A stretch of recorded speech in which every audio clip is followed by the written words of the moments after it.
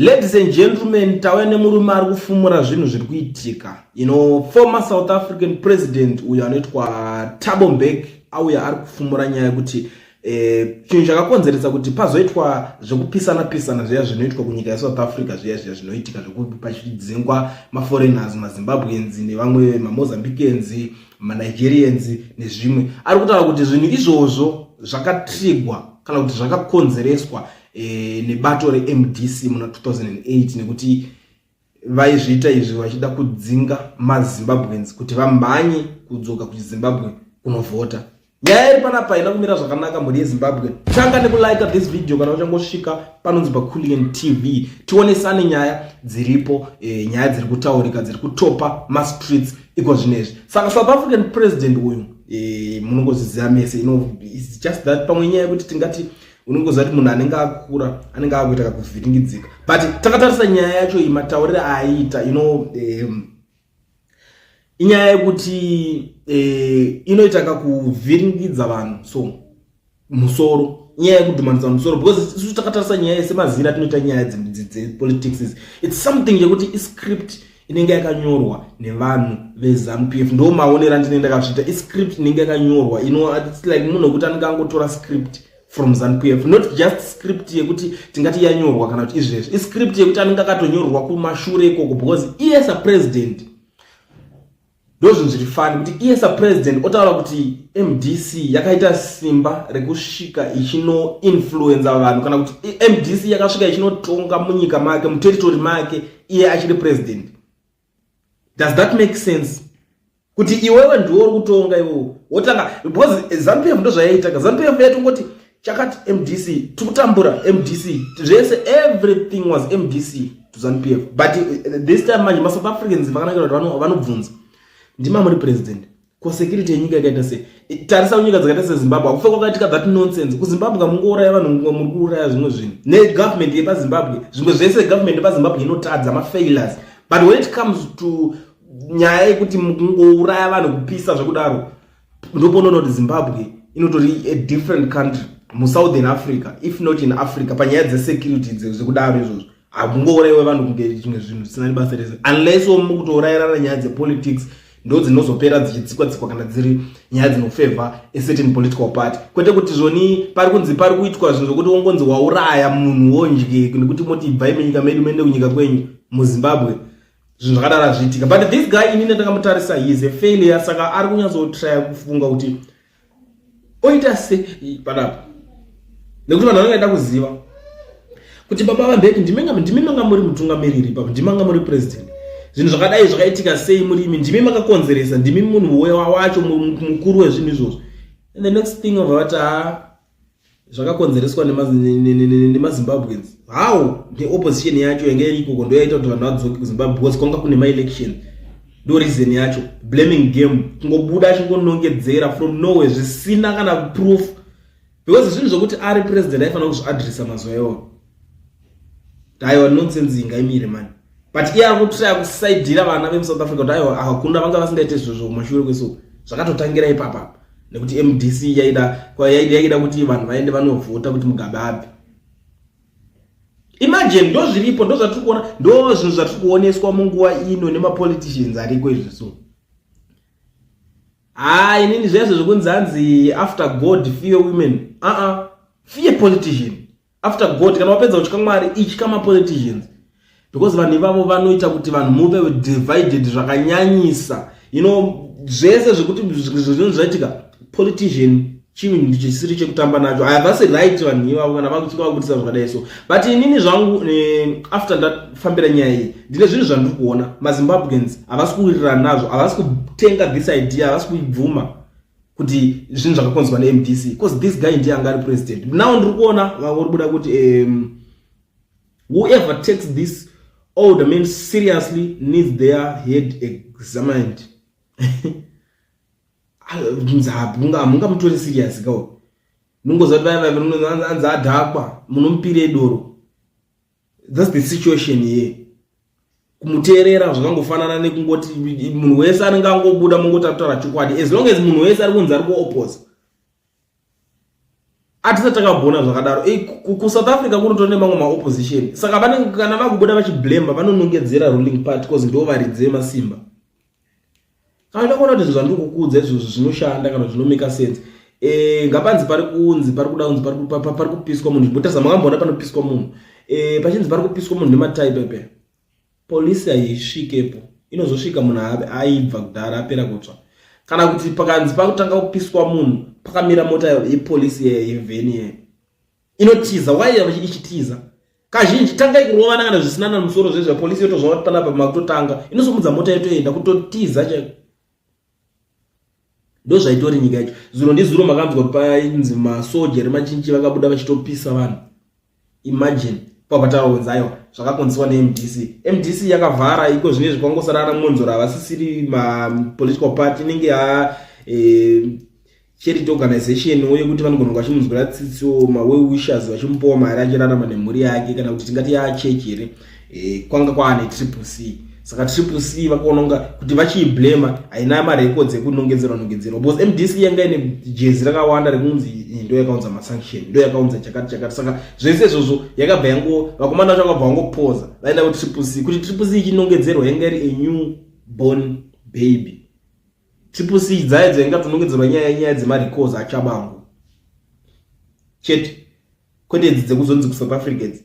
Ndo nyaya iripo munhu achingatadza kutonga ari kuningina. Saka pari kunzi musamutore serious. Mwari kuti I once expressed the same view that Zim opposition is behind the attacks in order to force people to go and vote. The attacks always happen few months before Zim elections. Mumwe wari kubvumirana neidea yacho iyoyo.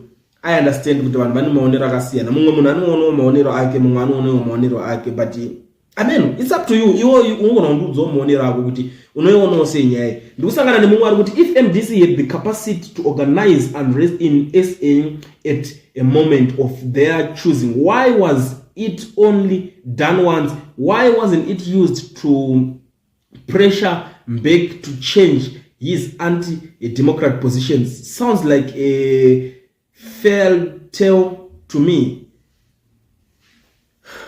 Iye Mbeki wacho akatozongobviswa. Saka tikutaura kuti panapa MDC ndo yakabvisa Mbeki South Africa. Because Mbeki anoramba achipatonga kapepe. Akangoti 1 2 3 days vazotodhakwa. Because unoona vanhu vakangori kana vakutongoti Mbeki wacho akadhakwa ibva ipapo akadhakwa. Saka which means iye mmoyo make ane grudge neMDC. Ndozvo ari kurekura kuti venyika yake hana basa nawo. Varume ava vatomboda serious ninge unoziva mapolitician. One thing chandakadzidza about these politicians, anenge ajaira kugara achingoadresa vanhu, saka akamira mberi pavanhu anoda kutsvaga relevance all the time. And ukaita politician handiti obva wadzingwa paposition yewaira, wanga wajaira kunge une power uchikomanda vanhu, unonotanga kupenga. Ndosoka uchiona vanhu vakaita sana Themba Mliswa angoti achingonzi ajigiwa paMP papa kurakashwa kwakaita kujigiwa kwekwe akabva atoenda kunotwa sabhuku. Why? Because ropa rake rinenge rajaira kungokomanda kungotonga so. Saka anoti kuti angotsvaga kapisi kekuti ndingangotonga kumba kwako ungazozviite. Asi unosvika kutomboti vanhu vachiungana vachigwadama muzoti gwadama iwewe uchibuditsa tuma facts twako.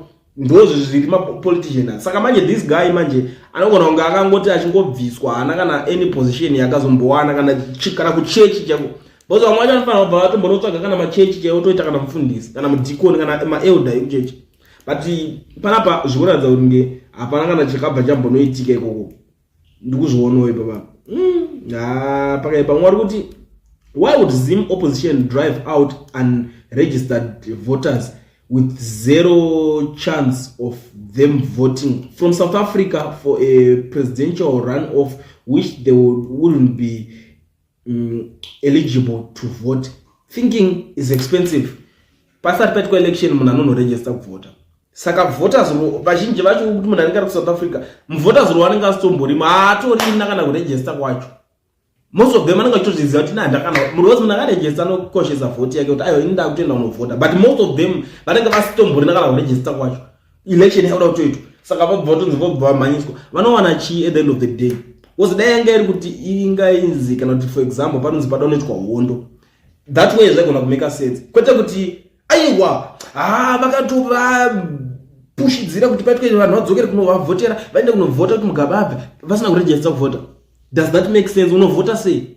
and uya vanhu vanganizve so vanototi isusu ZANU-PF atide munanga gwatimude, but most of them havana zvitupa. Vamwe vacho havatombota kana kuregister kuvhota, vamwe vacho vanotopopota kuti takazobirirwa, vamwe varipopota kuti chamuse soft, but kuti zvinovhotwa sei kuti akambopinda kana muballot akambonotsa x haasati akambozviita. So how come kuti vanotanga kublame this MDC kuti MDC ndo yaka zvichizobenefita chi kwavari, because vanhu vanga vasina kuregister kuvhota. Munhu akatorejista kuvhota ndoziva kuti ndikuenda kunovhota. Hazvibatsiri kunzi muri kudzinga mamasisi vanhu hobho muchiti vaende kunovhota ivo vasina kuregister. Hazvindakana musoro wese, but these guys I don't even know kuti mapoliticians vanofunga sei kuda kudivide vanhu kwese ikoko, kudivide vanhu. Mwari kuti sounds like a ZANU-PF script that he is regurgitating. The opposition has been accused of doing more powerful things that if you look at it, if they that much power, then they would have long removed ZANU-PF sanctions, kudira jecha, bond not failure. Now zvekupisa vanhu South Africa for sure. Ingada yakabvisa ZANU-PF kuda, ingada itunzonzi, ingada itori nhoroondo zvekuti paivapo neimwe political party yaimbonzi ZANU-PF yaitonga Zimbabwe, saka payaitonga Zimbabwe kwakazouya imwe opposition ine power ndobva yaibvisa. Saka ndoti inoita power rimwe rekuinfluencer zvinhu zvese izvi. Chinoitika varume ava vanenge vachitonga vanonge vakundikana. Inini zvangu personally handiwirirani nemunhu wekuti akafoila zvinhu zvake obvatanga kuti ninge ndiari kundikanganisa, ninge ndiari kundidaiso. Opposition yamuri kutotonga woti ndo iri kukonzeresa zvinhu. For example, kuna vanhu vazhinji kuti anototi iye anonyatsozviziva kuti haana chaanoita nezvazvo muupenyu, anogara ari lazy, ari steady, zvinhu zvake zvese akangori ari soft, but kozoita kana one relative or umwe anotoblema neshamwari chedzo, umwe anotoblema nana sekuru vasitiri verudzi rwake kuti ndovari kutishandisa. Why? Because ivo vanogona vachishanda nesimba noupenyu hwavo vachifocus, havana time yekuswera vachitedza zvimakuwa zvemufamily zvikuti kwakazoni chakachakadai, vanenge vachingofocusa life dzavo vanotiignore, ndo vari kutikanganisa ivo. Pakadaro haumbofoka chinja, haumbofoka ita a better person. Why? Because iwewe zvese pfungwa dzako dziri programmed kuti chero ukatrai kuita anything unongoti tingaiteko, chero ukadzingo basa mhepo dziya vatotanga vatondidai. Ukatrai kuita kana kadhiri kana kabusiness kakafoira ndivo chete, pamwe pacho uchatarisa wega unoti iwa but apa inini ndinenge ndine problem. Why is it ndisina kunyatso research about this whole thing, this whole business, this whole idea, this deal racho iro. Umwe atoenda akatonobirwa mutauni chavana unongedzera hama dzake. I still remember ndakamboona umwe munhu akato kutongodhumwawo nemota wachitozvifambira akutanga kublema kuti aiwa ninge ari kumusha ndiye ari kundiningirwa, ndiye aita ndidhumwe gumba. And I was like, what? Blema munhu umwe munhu wozvake how? Hazvina kundimekera sense, but ndo zvinhu zvinoitika pane nyaya dzemuZimbabwe. Saka ukaona tikazoona mapoliticians akudai so hazvisi zvinhu zvokuti zvinotishamisira. Opposition yakazodai kupuwa speech nezano za uri kunetsakana nekuti wopindura sei nyaya yanditi uri kunetsakana nekuti maSouth Africans vanokupa sei answer ikayo, unovapa sei answer yezvinhu zvakaitika already maybe yatikupe script woenda unonyorwa script pasi nezano kunzi chingoti opposition yekuZimbabwe yenze MDC ndio yakakonzeresa. So but MDC yacho inge yangonzi kwese kuZimbabwe masanction MDC, mari yekuti double inflation MDC, zvese MDC, mabasa kuti anetse MDC. KuSouth Africa maZimbabwe nzadzingo MDC. So that vanhu vane pfungwa dzakadhakwa zvokuti vanosvika pakufunga kuti saka chipati chingatechesiya bosi chikutikanganisa chikutouraya nenzara. Zvese zvatukira maproblem ese atisangana nawo muupenyu ndi MDC, saka ngatisaivhotere. Yazabona zvakadari. Aya mapolitician edai andorifana. Mwari kuti the same Beck who said they had to stop regime change in Zimbabwe because Workers' Party was about to overthrow a liberation movement that could have influenced COSATU to break away and form a party that will dethrone ANC. He is a clown, this one. For sure. Mbeki. Mbeki tumadhara kuti I think tunotipwana pane inonzi chikorere pane ravanoti guchurere kana mushonga yemusane I think ndo vanenge chipo tumadhara so that akamwa zvine zvakumvingidza manje maherbs anodhaka manje iwo kana kuziva kana uri kuZimbabwe imbotry kumwa kana kambucha yakona maherbs kai but unodhakwa nawo zingati saka ndo type tumadhara kuti manje saka ichakati saka imimi amuzozona kuti mukuru adhako anenge angonongedzera iye angofocusa noti gandichinongedzera vari kunze because iye chaakaongorora kana kuti maopposition party muSouth Africa va powerful iko zvinezvi anytime is tea time vanogona ngomuka vakutorana government saka angoti the best way ndo vane problem maopposition ekuZimbabwe nekuti ndo vanongoitwa mapunching bag munhu wese muZimbabwe chero ada kudzidzira kungojoina uZANU-PF zvine simba vanongokutarisa vanomezha kuti chinogona kuopoza here chinogona kupikisa here kana chinogona kutuka opposition here ningazo dai pasina ningi ya like zvakaibva kuitika mazuva adarika muZimbabwe it's funny muZimbabwe pakaitika accident ya Priscilla Chigumba yena ndanditi accident zvakataurika zvakawanda zvakataurika a certain guy from ZANU-PF ndobva abuda zvake zvikanzi ndoblema chamisa paaccident yandimuchenesi because vameno zvavaroda kuita kuna Chigumbe I was like